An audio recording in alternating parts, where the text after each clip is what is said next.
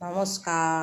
আজকে আমি একটা ছোট একটু আর মাছ আছে, আর মাছের মাথা, এই মাথাটা দিয়ে আমি বেগুন, আলু, কাঁচা লঙ্কা আর তার সাথে পালং শাক আর ধনেপাতা দিয়ে একটা তরকারি রান্না করে আপনাদের দেখাবো। প্রথমে আমি কড়াইয়ে তেল দিয়ে দিলাম। তেলটা বেশ গরম হয়ে যাচ্ছে। এখন একটু গ্যাসটা ছোট করে আমি আর মাছের মাথাটা ভেজে নেব।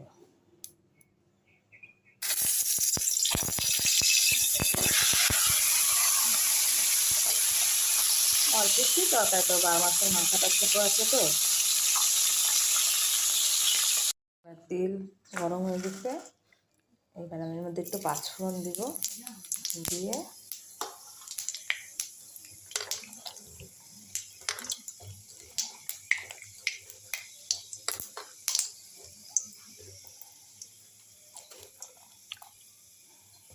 আমি বেগুন, আলু আর কাঁচা লঙ্কাগুলো দিয়ে দেবো। এর মধ্যে একটু আদা কুচিয়ে নিয়েছিলাম, বেগুন আলুর মধ্যে আদা কুচানো এর মধ্যেও আমি দিয়ে দিয়েছি।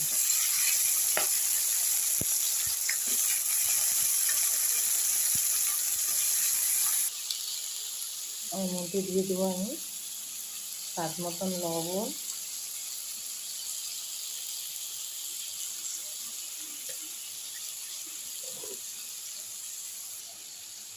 আর স্বাদ মতন হলুদ।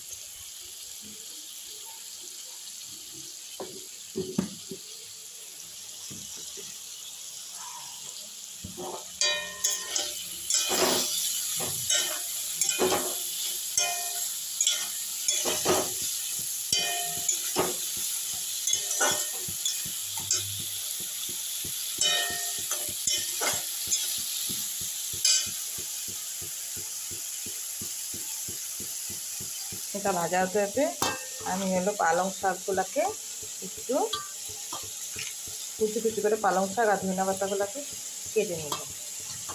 এটা ভাজা হতে হতে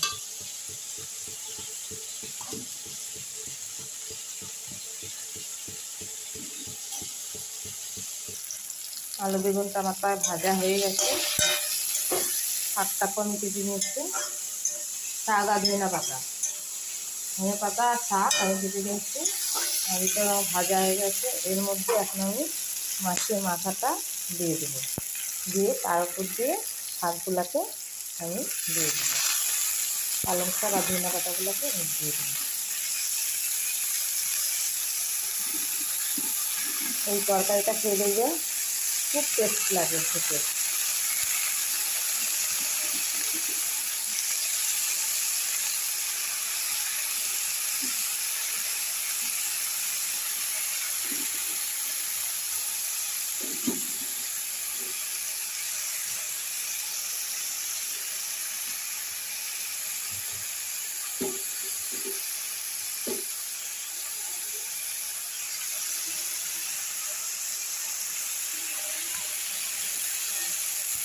এবার গ্যাসটাকে এর মধ্যে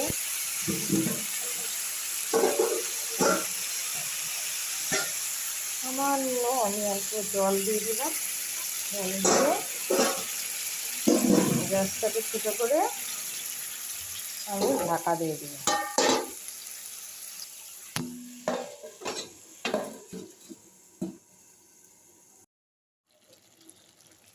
আমরা ঢাকাটা খুলে এটাকে আমি একটু নাড়াচাড়া করে দেবো।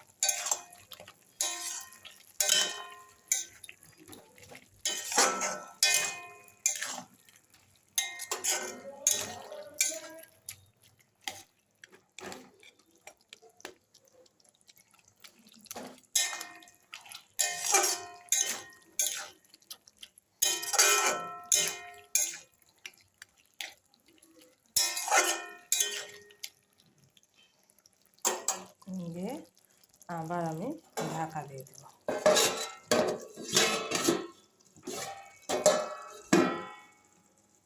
তরকারিটা হয়ে গেছে।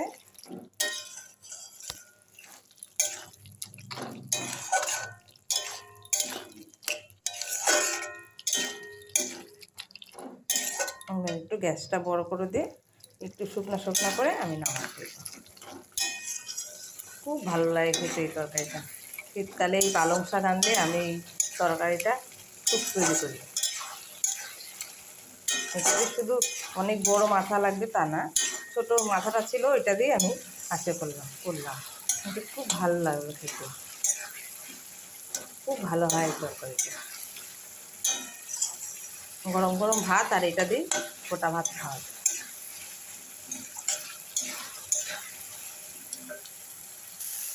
তরকারিটা আমার হয়ে গেছে।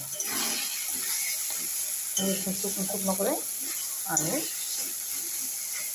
নামাবো।